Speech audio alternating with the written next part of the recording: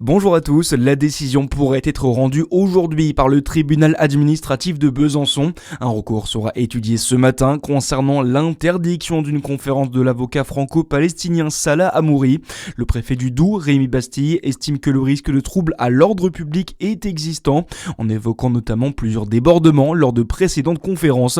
Une manifestation est prévue samedi en début d'après-midi sur la place Granvelle de Besançon, quel que soit le verdict. Gabriel Attal en déplacement en Saône-et-Loire. Aujourd'hui, l'ancien chef du gouvernement se rendra à Mâcon pour échanger avec des acteurs locaux. Il visitera également un site industriel de méthanisation en dialoguant avec les salariés et les agriculteurs. 3 ans de prison ferme, voilà la peine prononcée à l'encontre d'un homme hier au tribunal de Dijon. Le prévenu était mis en cause pour une agression homophobe en avril dernier. 6 jours d'ITT ont été nécessaires pour la victime. Le tribunal a également prononcé une interdiction de détenir une arme pendant 10 ans et une interdiction de séjour en France pour la même durée.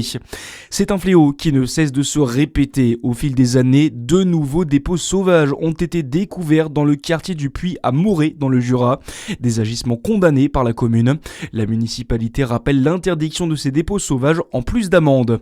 Dans le reste de l'actualité, bientôt une semaine de recherche dans le Gers, mais toujours aucune trace de Liana, 11 ans, portée disparue depuis vendredi à Fleurance.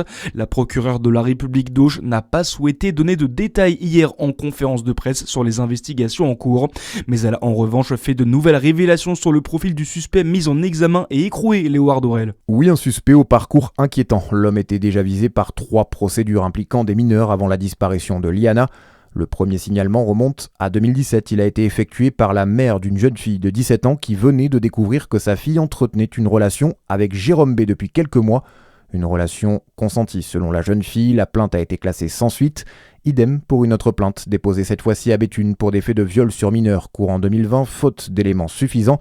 La procureure a aussi évoqué une autre plainte pour viol sur mineur datant d'août dernier. Les investigations pour celle-ci étaient selon elle toujours en cours. Une succession de plaintes mais un suspect qui n'avait toujours pas été entendu dans ce dernier dossier. La situation interroge forcément sur d'éventuels ratés de la justice. Le ministre de l'Intérieur Laurent Nunez a annoncé hier le lancement d'une enquête administrative. La procureure a également annoncé hier qu'une nouvelle plainte pour viol contre Jérôme Barilla avait été reçue le matin même. Et puis en football, on est à tout juste une semaine du début de la Coupe du Monde. L'équipe de France joue ce soir à Nantes, le premier de ces 2 matchs de préparation. Les Bleus affrontent la Côte d'Ivoire au stade de la Beaujoire. Coup d'envoi à 21h10. Voilà pour l'essentiel de l'actualité. C'est la fin de cette édition. À suivre votre météo sur Fréquence Plus. Très bonne matinée à tous.